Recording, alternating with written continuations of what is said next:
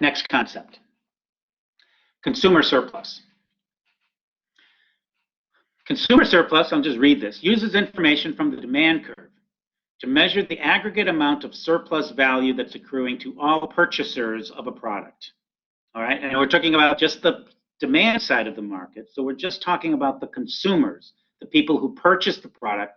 We're not looking at the producers, the people who produce and bring the product to market. We're going to look at that later, and we're going to come up with a concept called producer surplus later. For now, we're just looking at the demand side of the market. And again, I'm emphasizing this because I want you to get sort of used to the idea that we're always going to separate the decisions of consumers from the decisions of producers in a particular market. And then those decisions are going to come together and mesh with each other when we put the supply and demand curves together later. All right, now, one of the cool things about this consumer surplus is that it actually corresponds to something we've already presented and talked about. When we had the Edgeworth box diagram, you will remember, okay, and we talked about individuals trading from a point like E up to the middle to a point like S, for example, into the Edgeworth box.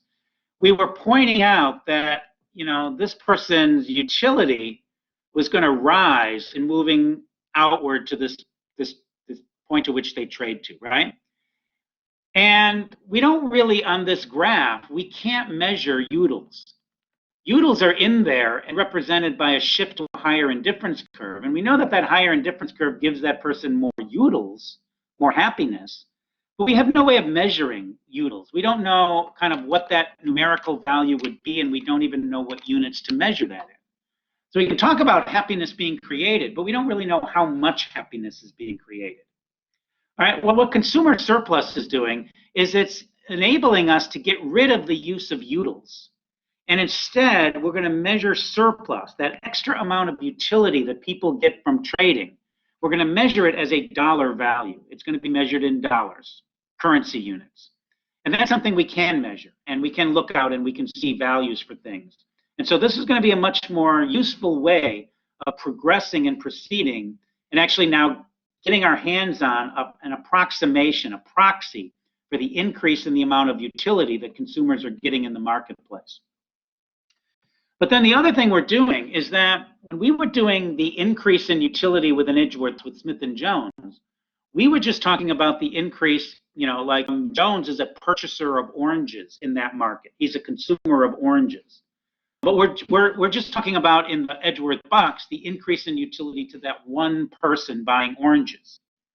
Well, now we're thinking about the market for oranges and apples consists of lots and lots of consumers, hundreds, thousands, maybe tens or thousands or millions of consumers. All right, and we're adding up now the surplus value that's being accruing to individuals, and we're adding it up across all the consumers in the market. So we're getting now not just an increase in well-being to one person, but we're measuring the increase in well-being to everybody that's participating in the marketplace. But here I want to emphasize one other point, and I'll be particular about this going forward. I don't want to talk about all consumers are increasing their surplus here in a particular market, because it's only consumers who happen to be purchasing this particular product. So everyone in the country is a consumer, but everyone is not a consumer of, you know, a particular product A. When we talk about consumer surplus going up, we're not saying, or going down, we're not saying that everybody that's a consumer is affected. We're saying everybody who's a consumer of this particular product is affected. All right, and that's a small distinction, but it's an important distinction that I want you to keep in mind. All right, here's how we measure it. We measure it by thinking really hard about what a demand curve is really telling us. And now I'm going to tell you a story that it's kind of easier to tell if we imagine that we have different individuals who have different desires or kind of strengths of desire for this particular good. Now, we don't have to tell the story this way. We could imagine everybody has identical preferences, and we could imagine that their desires are changing somewhat as the prices change. But that's a little bit more complicated of a story. It would work, but I don't want to tell it that way. Okay, so here's what we're going to do. We're going to define a concept called willingness to pay. And willingness to pay is just, kind of how much a person would be willing to pay for a particular product if the market price happened to be there. So let's imagine, and I'm just making up a story here, let's imagine that the market price, listed here as pecans, is $1. All right, and let's just say for whatever reason, supply and demand happen to equal, $1. Here's the supply curve, it crosses at 1, and that's our market price. All right, wherever it came from, we'll get to that later. But let's go back to the demand curve and notice that actually, if the price had happened to be $5 instead of $1, okay, what this demand curve is telling us is that somebody out there would have been willing to pay $5 to receive 1 unit of the good. Okay? Now, that person who would have been willing to pay $5, and I'm calling that person Bai, I'm just making up some names. So I've got Bai, and I've got Bop, and I've got Bo, I just made up some silly names. Okay, so Bai is willing to pay $5, but Bai didn't pay $5 for the good in the end. If the market price is $1, then everybody gets to buy the product at the price of $1. All right, so this is the price Bai paid for the good. This is the price that Bai would have been willing to pay for the good. The difference is what we're going to call Bai's consumer surplus. So it's 1 unit of the good times the difference between the demand curve and the price in the marketplace, and we're going to add up that particular rectangle and add that as Bai's surplus. Okay, but now, Bai, maybe let's say only buys 1 good. If the price were to fall to $4, then we say that demand is going to be $2 or 2 units instead. Now that's like saying, okay, well, Bai would still buy the product at $4 because it's greater than 1, but now Bop comes into the market. And Bop's willingness to pay is $4. So Bop would have been willing to pay $4, but he didn't pay $4. He only paid $1 as well. So Bop got surplus equal to this value, the area of that rectangle. And Bo, well, Bo is willing to pay $3 for the good, but he only had to pay $1. So Bo gets this area, this rectangle, as surplus. Now let me highlight something about surplus and how we're measuring it. This area is a rectangle, and the rectangle has a vertical distance that's given by price, and therefore is measured in units of dollars per pound, right? That's how we're measuring the vertical distance. The horizontal distance is measured in pounds. So we're taking dollars per pound and multiplying it by pound when we're calculating the area of a rectangle on this particular diagram. Well, if the units are in dollars per pound times pounds, the pounds are going to cancel out, and these are the units of consumer surplus. Consumer surplus is measured in just dollars, not dollars per pound, just dollars. It's how many dollars of extra value are individuals getting by virtue of having paid only $1 for the good when they would have been willing to pay much more. All right, so that's the concept of consumer surplus. And notice how we're getting at this kind of extra value that people are getting by purchasing the product in the marketplace. And that's analogous to jumping out to a higher indifference curve for Smith & Jones and getting to a higher level of utility. But we're measuring that utility in dollar terms, and that makes this really useful for us and something that we can go forward with. Okay. Now, we can make an approximation and to calculate market surplus. Doing these little rectangles, for example, can get to be difficult and annoying, and it would be hard to figure out, what the sum total value is by adding up all these little rectangles. But, imagine that we're not really talking about pounds, but we're talking about millions of pounds. Okay, and let's say that we can keep our units very, very small so that 1 unit, when this is 5 million, right, then 1 unit is going to be a really tiny little bump up over here. This is going to be like 1 million units. But what if we went back to one unit? Then the surplus that's going to be gotten from that first unit is that there's somebody out there that'd be willing to pay close to $6 for the good, right? But they didn't pay $6. They only paid 1, so they got this much surplus. And then somebody else willing to pay the second unit, they got this much surplus, and so forth. So notice that if we make the units really small, we're going to get these triangles back. These are going to become part of the total surplus as well. So how do we approximate total surplus in the entire market? Well, we do it this way. We say, let's calculate market surplus by basically calculating the area of this triangle, where on the upper side, it's bounded by the demand curve itself. On the left-hand side, it's bounded by the vertical price axis. And on the lower side, it's bounded by the market price. So we're going to get an approximation of consumer surplus for the market as the area between the demand curve, the market price, and the vertical price axis. And so forming this triangular area is going to give us a total measure of market surplus accruing to all of the different consumers who are buying a product in that particular market. All right, so let's calculate it. On this particular diagram, we've got it calculated down here on the bottom left, last bullet point.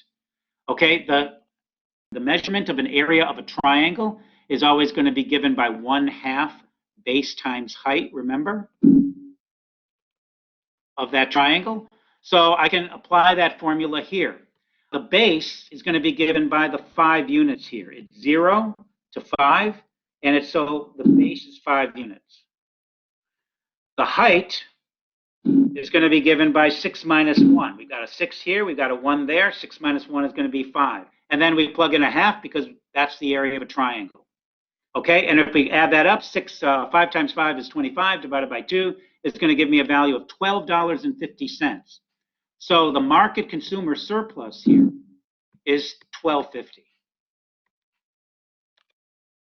And there you go. That we've been able to calculate market surplus, and that's how to do it. Now, I want to highlight one other thing about this diagram, though. If we were to calculate total revenue in this particular market, revenue, well, revenue is going to be given by the price in the market, which is $1, multiplied by the quantity that's being sold in the market, which is 5, and that's going to be equal to $5. So the revenue in the market is $5. Right? That's how much is being earned by the firms who are selling the 5 units at a price of $1 each. But the consumer surplus is much bigger than that. It's $12.50. And I want to distinguish between, what does that $12.50 represent and what does the $5 represent? Well, let's do that by imagining the following scenario. Let's suppose that we had somebody who was just willing to pay $1 for the good, and the price turned out to be $1. Okay? That person is indifferent between purchasing this product or taking their $1 and purchasing something else with it that's going to give them an equal amount or maybe even better utility. All right? So if we had a person in this market who was at the price $1, willing to pay $1, they might jump in just because it's like, well, maybe I'll buy it, maybe I won't, I'm indifferent. Well, okay, I'll go ahead and do it. All right? Then they pay $1, they pay the price of the good, and they go home, and they're basically going home with something which is exactly equal to the value of the dollar they brought to the market, right? And so that's equivalent to trading in the Edgeworth box, but trading to a point that's on your original indifference curve, all right? And if you go home with the product that gives you exactly the same amount of utility, you do get utility from that, okay? You're just not getting any extra utility from that. You're not getting a surplus as a result of the trade. You're left equally well off, right? But if you're willing to pay more for it than $1, then that's indicating that at a price of $1, you're actually going to get some surplus value. You're going to jump to a higher indifference curve as a result of that particular purchase. And therefore, you're going to get some extra happiness above the value of the $1 that's being measured, right? Okay, and that's what's cool about this market consumer surplus. It's getting at that non-market value that's being created and is not being directly measured in the marketplace. So one last thing about this. Think about this. One of the ways in which we measure the success of an economy is by measuring the value of production that takes place within that economy. Okay, and that value of production is called the gross domestic product when we add it up across all different goods that are in the economy. This is kind of an aside. I'm not going to test you on this particular concept. Okay, but if we were to look at just, let's say that this was the only good produced in the marketplace, okay, and this is it. and we wanted to calculate gross domestic product, we would do that by saying, well, let's sum up the total value of sales in the marketplace, and we'll say that's the amount of happiness that's being created in the market. We would get this value here. We would get the revenue is what's associated then with the gross domestic product. And we would say, oh, well, that's how much happiness is accruing to the market, to the people, because they've been able to purchase this particular product. Well, yes, that's true, but market consumer surplus is telling us that there's actually some additional utility or value that's being created, a surplus value that's coming about on the trades that people are making. They're making trades not that are just as well off as they were. They're making a trade because the thing they're getting is actually giving them more value than what they're giving up, their dollar in exchange for the product, for example. All right, and so market consumer surplus is really a better way of measuring the additional happiness that's accruing to people in the marketplace. And that's why we're going to use this going forward. So we're going to use this as a way of making judgments about how different market outcomes and how different public policies are going to affect the market consumer surplus that's accruing to participants in a particular market. And in that way, we're going to be able to make judgments about whether they're better off or worse off as a result of different changes that take place in the marketplace. So this is going to be a really powerful tool that we're going to apply over and over again going forward. But now here's a little bit of a technicality or a problem that's going to arise. Most of the time, but not always, here I have to emphasize a distinction that I'm going to make in questions that I ask of you. Okay, and the distinction is going to be between levels of consumer surplus versus changes in consumer surplus. All right, now if we go back one step here, this market surplus is the level that's being obtained by all of the participants in the market when the price is $1 and the quantity is 5 units. Okay, we could ask, what's consumer surplus at a particular equilibrium? You're going to find the price line, you're going to find the demand curve, you're going to find the vertical axis, you're going to find the area in between, and we have now defined the level of consumer surplus accruing to all of the people in the marketplace. Again, at that price and quantity. But a lot of times, we're actually going to be concerned not so much with the level, but with how surplus is changing in response to different things in the marketplace. And in particular, later on, we're going to be looking at how consumer surplus will be affected by changes in policy. So what if the government puts a tax into place? What if they put a subsidy in? What if they do X or Y? And we're going to want to be able to evaluate how consumer surplus is going to change or be affected, up or down, as a result of the policy that's being put into place. All right, so here's how we measure changes. Let's suppose that P0 here is the original price line. Okay, so that's where we're starting with. The market is at equilibrium at this particular price, this particular quantity, Q0. All right, and that's where we're starting. Suppose, because of some change in the marketplace, that the price goes up to, say, PH. Okay, the high price, H for high. All right, well then, price is going to go up, quantity demanded is going to go down to QH, and we might ask the question, I will ask the question often, what is the change in consumer surplus, delta CS? All right, well, to answer that, I'm going to show you the change a little bit explicitly here by showing you areas in different colors, basically. All right, so to calculate the change in consumer surplus, we're going to first ask, well, what is the surplus originally at the original price? And that's going to be given by this area right here. Okay, so that's the original consumer surplus. Now, what happens when the price goes up to PH? Well, consumer surplus is now going to change to this level right here because the price is higher. Surplus is now a much smaller triangle than it was originally. So what is the change in consumer surplus as a result of that particular price change? And the area there is going to be given by this area right here. And it's a negative area because we're losing that part of the triangle from the measurement of consumer surplus. So we register this as a consumer surplus loss and it's going to be given by the area of that quadrilateral now. We don't have a rectangle, we don't have a triangle, we've got the intersection of both of those. Let's go back and ask, well, how would we calculate the value of that change in consumer surplus? There's two different ways.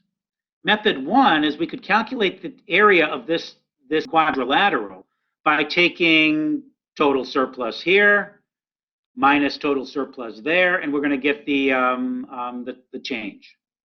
Okay. Actually, we're going to take the new value, which is this smaller triangle, and we're going to subtract off the bigger area, and that's going to make it a negative value. But there's another way we can do it, and that is to simply break up this consumer surplus loss into this rectangle and this triangle. And as long as you've got this value, and you've got this value and this value, well, you're going to be able to calculate the area of this rectangle, and you're going to be able to calculate the area of that triangle. And so by calculating the areas of those shapes on the curve, you're going to be able to calculate what the consumer surplus loss would be. Again, give a dollar value to it. All right, now, what if we went in the opposite direction? If the price fell from P0 to PL, the lower price, well, then consumer surplus is going to go from this level here at the original price, and it's going to change to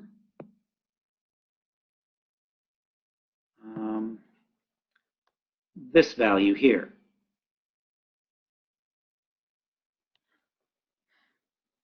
All right, so consumer surplus was a smaller triangle originally. When the price falls, consumer surplus is rising up to this larger orange triangle, and the gain is going to, again, be given by this area that's a quadrilateral. That's this summation of a rectangle, and the gain is going to be given by this area here, the summation of this rectangle and this triangle over here on the right. Now, intuitively, just keep remembering, if you want to remember, well, consumer surplus, is it going up or down? Should I put a positive or a negative sign next to that consumer surplus change?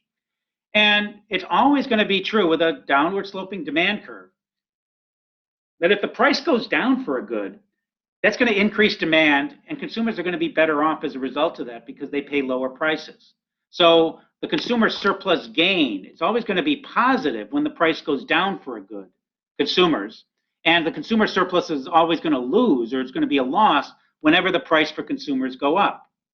So consumers, what do they like most, or what would they prefer best? Lower prices. Lower prices are going to actually increase consumer surplus and increase the total amount of value that accrues to the consumers of that particular good. Not only will they pay less, there'll be an increase in total quantity demanded. And so those two together are actually going to increase the total amount of well-being accruing to people in the marketplace. Now, though, we can measure exactly how much that well-being increase would be given some parameter values and a demand curve that's being described here.